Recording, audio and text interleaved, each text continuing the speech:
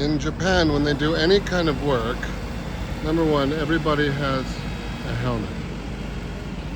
Everybody has flashing vests. Okay? And they're very careful to make sure that they direct all the traffic and all the pedestrians, even if there's just some small thing happening. There's these people with these batons who will direct everybody to where you can and cannot be. There's just so many people who will do any given job here. So look at these guys. There's just no way of mistaking where you should and shouldn't be and where you can and cannot drive. And they're just completely careful about absolutely everything. Look at these guys. Look how many of them there are, just for a little construction site.